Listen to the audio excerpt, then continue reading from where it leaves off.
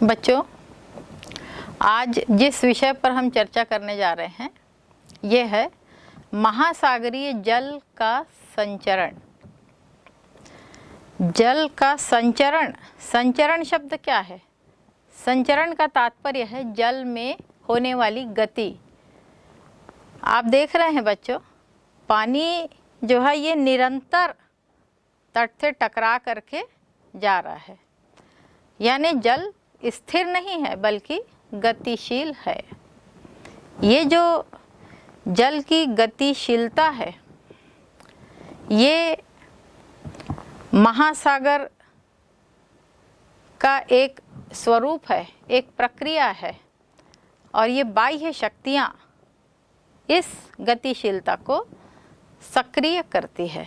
जैसे सूर्य और चंद्रमा की आकर्षण शक्ति और हवा, ये बल जो हैं ये जल में निरंतर गति उत्पन्न कर रहे हैं। वैसे भी आपने महासागरों का जब अध्ययन किया था तो ये देखा था कि महासागर की कई प्रॉपर्टीज़ होती, कई विशेषताएं होती है। जैसे भौतिक विशेषता हम देखते हैं तो महासागर के तापमान में भिन्नता है। इसकी रासायनिक विशेषता देखते हैं तो महासागर की लवण में भिन्नता है। वैसे ही ये जो जल के संचलन की प्रक्रिया है ये भी संपूर्ण महासागर में एक जैसी नहीं है, बल्कि इसमें भी पर्याप्त भिन्नता है। ये जो भिन्नताओं के कारण जल में जो संचलन की प्रक्रिया हो रही है ये प्रक्रिया सामान्य रूप से लहरें, जलधाराएं एवं ज्वार भाटा के रूप में हमें परिलक्षित होती है। बच्चों, इसके पहले हमने बताया था कि जो सागरीय संचलन या गतियां होती है ये दो प्रकार की होती है, एक क्षैतिजिक और दूसरी ऊर्ध्वाधर, वर्टिकल। तो ये जो लहरें और जो जलधाराएं हैं ये क्षैतिजिक यानी हॉरिजॉन्टल गतियां हैं, हॉरिजॉन्टल मूवमेंट होता है, और जो ज्वार भाटा होता है ये ऊर्ध्वाधर मूवमेंट इसको हम कहते हैं। आइए बच्चों, अब हम इनको अलग अलग इनका अध्ययन करेंगे। सबसे पहले हम देखेंगे लहरें। लहरें क्या है? आपने जैसा भी देखा कि धरातल से पानी टकरा करके वापस जा रहा है, ये लहर नुमा आकृति में आ रहा है, इसको हम लहरें कहते हैं। लहरें सामान्य रूप से जब हवा महासागर के जल की सतह को रगड़ती हुई चलती है तो उसके घर्षण के कारण लहरों की उत्पत्ति होती है। लहरें सामान्य रूप से जल के दोलन के संचरण का रूप है, और इस रूप में जब विरूपण होने लगता है तो लहरें उत्पन्न होती है। लहरें सामान्यतः हवा के दबाव से ही उत्पन्न होती। जिस दिशा में हवा चल रही है उसके विपरीत दिशा में लहरें उत्पन्न होती है। लहरों में प्रत्येक जल कण गोल गोल ऐसे गोलाकार पथ में घूमते हुए आगे की ओर बढ़ता है और तट की तरफ आकर के तट से टकराता है। तो इस प्रकार से लहरों में मुख्य रूप से हवा ही महत्वपूर्ण कारक होता है। आइए पहले हम लहरों के कुछ पारिभाषिक शब्दों को समझ लें। सबसे पहला है क्रेस्ट। क्रेस्ट, लहरें जब ऊपर उठती हैं तो ये ऊपर उठा हुआ भाग क्रेस्ट या शिखर कहलाता है। इसका नीचे धंसा हुआ जो भाग है इसको हम गर्त या ट्रफ कहते हैं।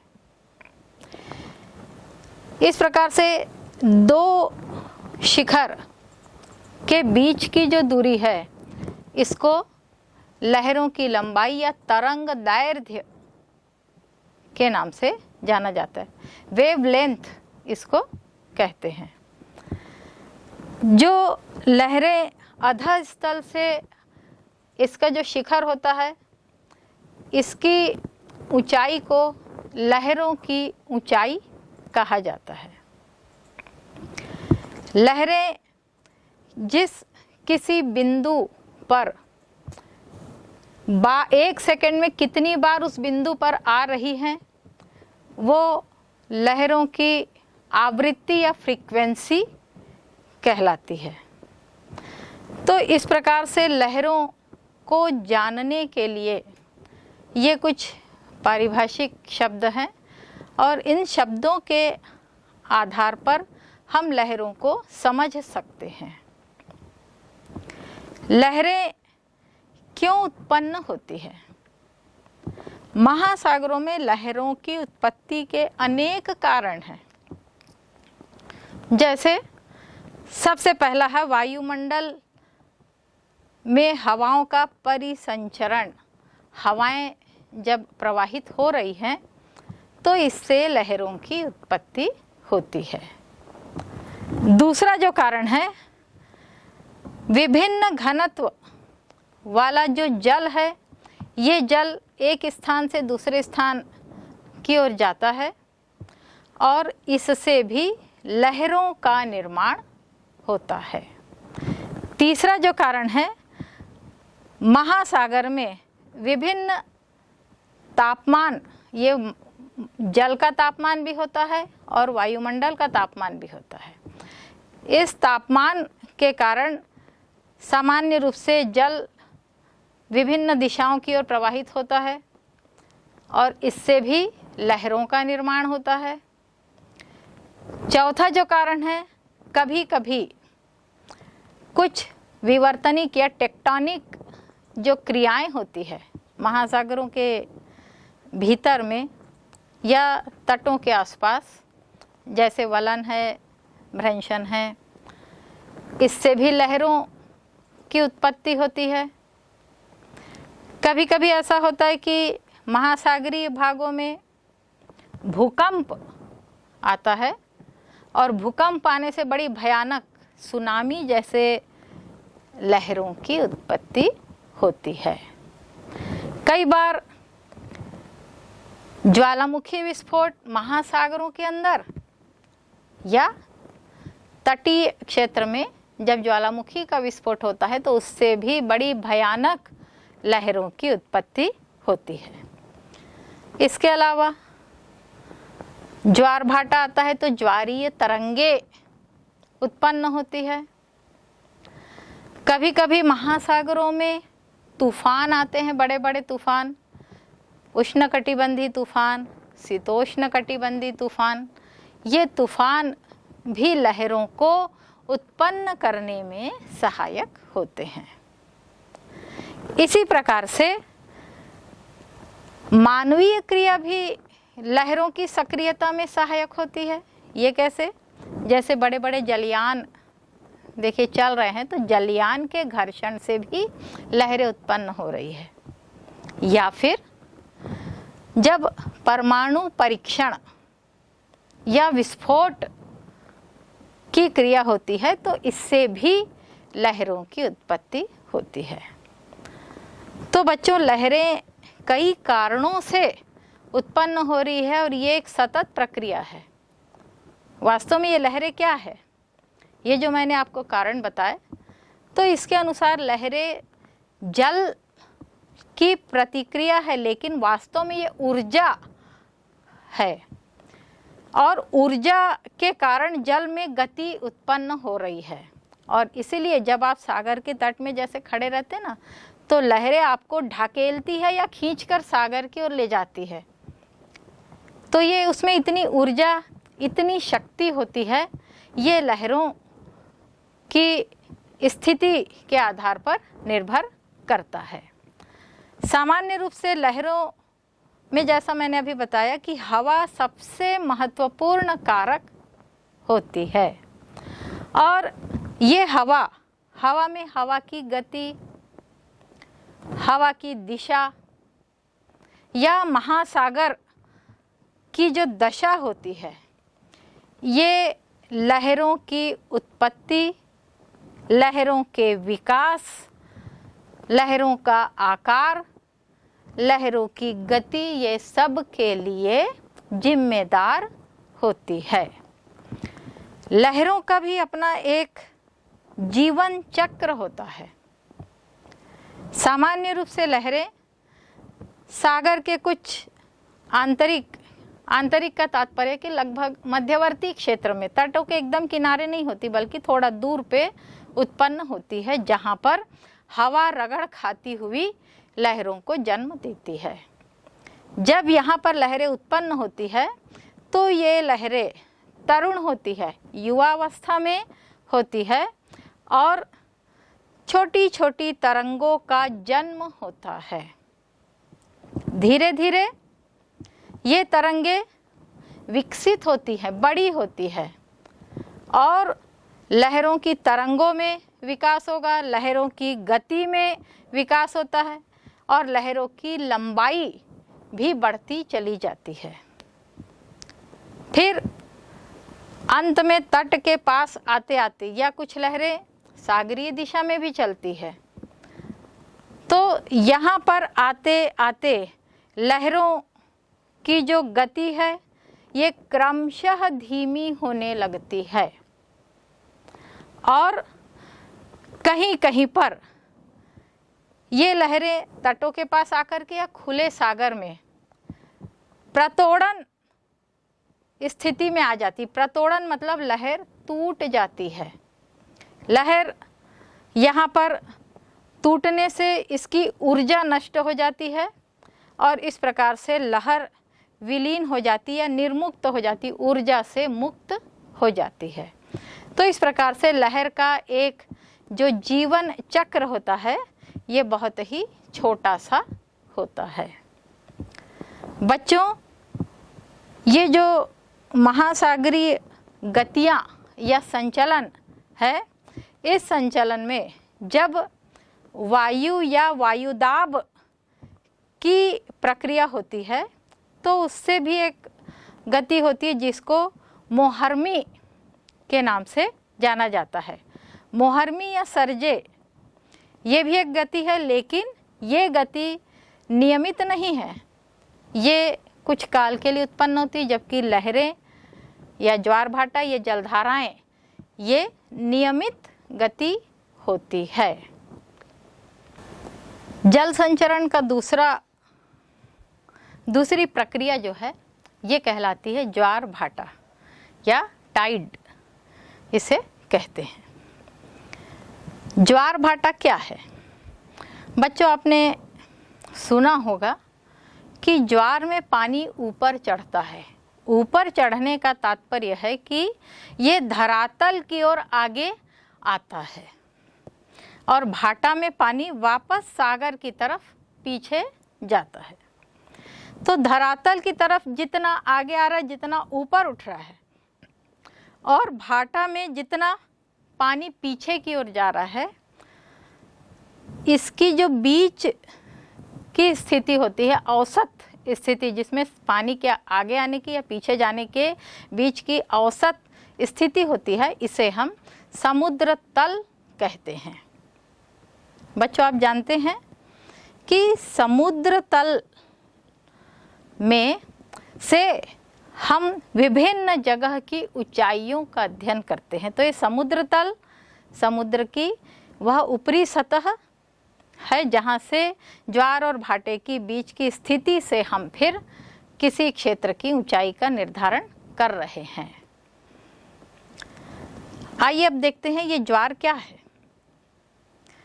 ज्वार चंद्रमा सूर्य के गुरुत्वाकर्षण के कारण पानी जब स्थल की ओर खींचता है, ज़्यादा दूर तक चला जाता है, इसमें काफ़ी ऊंचाई तक लहरें भी उठती है, तो इसे हम ज्वार कहते हैं। टाइड या ज्वार, ज्वार जितने दूर तक जाता है लहरें जितनी ऊंची होंगी उसे हम उच्च ज्वार कहते हैं, हाई टाइड्स कहते हैं। और जितना पीछे जाएगा भाटा की स्थिति, एब की स्थिति निर्मित होती है। लेकिन पीछे जाने पर वह कितना, ज्वार का जल कितना पीछे जा रहा है, तो उसकी जो सीमा होती है वह निम्न ज्वार की सीमा कहलाती है। सामान्य रूप से जो ज्वार की प्रक्रिया होती है, इसको समझने के लिए देखिए, जैसे पृथ्वी की क्रियाओं को आप जानते हैं बच्चों। 2 प्रकार की क्रियाएं पृथ्वी में सामान्य रूप से होती है। एक पृथ्वी की परिभ्रमण गति, ये कहते हैं रोटेशन। पृथ्वी अपनी कीली पर निरंतर घूम रही है। घूमने की दिशा क्या है? पश्चिम से पूर्व की तरफ घूम रही है। पृथ्वी जब सूर्य का चक्कर लगाती है तो इसे हम परिक्रमण या रिवॉल्यूशन कहते हैं।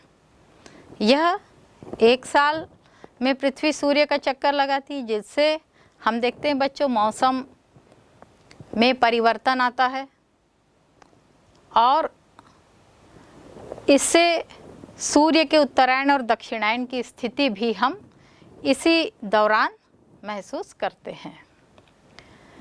तो ये पृथ्वी की गति हुई। चंद्रमा भी पृथ्वी का चक्कर लगाते हुए सूर्य का चक्कर लगाता है। चंद्रमा जो पृथ्वी का चक्कर लगा रहा है, इसका कुल समय जो है वह लगभग 27 दिन 7 घंटा 43 मिनट और 17.5 सेकंड में यह पृथ्वी की परिक्रमा को पूर्ण करता है। अर्थात लगभग 27.5 हम इसे कहते हैं। इसका प्रत्यक्ष संबंध ज्वार से है। दूसरी तरफ चंद्रमा पृथ्वी के कितने पास या कितने दूर है? चंद्रमा भी पृथ्वी की भांति जो पृथ्वी का चक्कर लगा रहा है, ये अंडाकार कक्ष में लगाता है।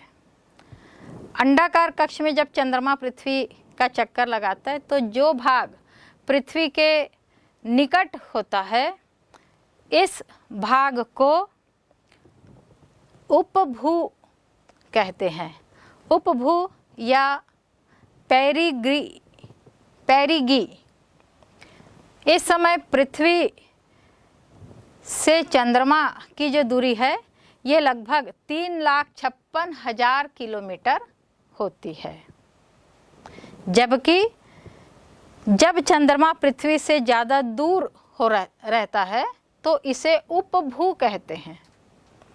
उपभू या एपोगी इसे कहते हैं। और इस समय जो दूरी है, ये 4,07,000 किलोमीटर की दूरी पृथ्वी और चंद्रमा की होती है। तो ये दूरियां भी ज्वार को प्रभावित करती है। ज्वार कैसे आता है? जब चंद्रमा का प्रत्यक्ष प्रभाव पृथ्वी पर पड़ता है। चंद्रमा अपने आकर्षण शक्ति का प्रभाव जब पृथ्वी पर डालता है तो पृथ्वी के जल को वह बाहर की ओर खींचता है और उसके कारण जल का जो तल है वह ऊपर उठ जाता है। तो इस प्रकार की जो क्रिया होती है, इसे हम ज्वार कहते हैं। ये क्रिया आप देखिए यहाँ पर कि जो भाग चंद्रमा के समक्ष है, यहाँ पर चंद्रमा की आकर्षण शक्ति अधिक पड़ रही है और इसलिए यहाँ पर ज्वार आता है। लेकिन पृथ्वी का दूसरा हिस्सा जो चंद्रमा के विपरीत दिशा में, यहाँ पर चंद्रमा की आकर्षण शक्ति प्रत्यक्ष रूप से नहीं पड़ रही है, ये चंद्रमा की गुरुत्वाकर्षण शक्ति है। लेकिन विपरीत दिशा में चंद्रमा की जो केंद्रोपसारी शक्ति है और केंद्राभिसारी सेंट्रीपिटल और सेंट्रीफ्यूगल ये जो फोर्स होते हैं, इस फोर्स के कारण विपरीत दिशा में भी ज्वार आता है। जब चंद्रमा पृथ्वी के जिस दिशा में रहता है उस दिशा में वो अधिक आकर्षण कर रहा है, उस दिशा में वह अधिक आकर्षण के कारण यहाँ पर उच्च ज्वार निर्मित हो रहा है और इस उच्च ज्वार को जेनिथ भी कहते हैं। जबकि चंद्रमा के विपरीत दिशा में जो चंद्रमा का उच्च ज्वार बल्ज विपरीत दिशा में कार्य कर रहा है और यह जो विपरीत दिशा की जो शक्ति है ये चंद्रमा की केंद्राभिसारी शक्ति यहाँ पर सक्रिय होती है और उसके कारण इसके विपरीत दिशा में भी उच्च ज्वार आता है, जिसे नाइदर के नाम से जाना जाता है। ये दोनों ही जेनिथ और नाइदर ये दो विपरीत दिशाओं वाली स्थितियां हैं जिसमें उच्च ज्वार महसूस किया जाता है। लेकिन इसके विपरीत जहाँ पर पृथ्वी का ये ऊपरी भाग और निचला भाग जहाँ पर चंद्रमा की आकर्षण शक्ति अपेक्षाकृत कम है, तो यहाँ पर लघु ज्वार उत्पन्न होते हैं। जिस समय आप देख रहे हैं कि यहाँ पर जब उच्च ज्वार चंद्रमा के सामने और विपरीत पृथ्वी के विपरीत दिशा में पड़ रहे हैं, तब ये जो ऊपर और नीचे के क्षेत्र है यहाँ पर भाटा की स्थिति उत्पन्न होती है। ये जो भाटा का क्षेत्र, इसको आप बच्चों चित्र से समझ सकते हैं कि जिस समय यहाँ उच्च ज्वार है यहाँ पर भाटा है, पानी पीछे की ओर हट गया है और चंद्रमा जब निरंतर पृथ्वी का चक्कर लगा रहा है तो जिस जिस क्षेत्र में चंद्रमा आगे की ओर सरकता है ज्वार की स्थिति उस तरफ चलती जाती है। बच्चों, ज्वार एक ऐसी प्रक्रिया है जिसकी दूसरे से कोई तुलना ही नहीं हो सकती। ये निरंतर बदलती रहती है। इसमें जल की जो ऊंचाई का स्तर है, आगे बढ़ने या पीछे हटने का स्तर है, इसमें सतत परिवर्तन होते रहते हैं।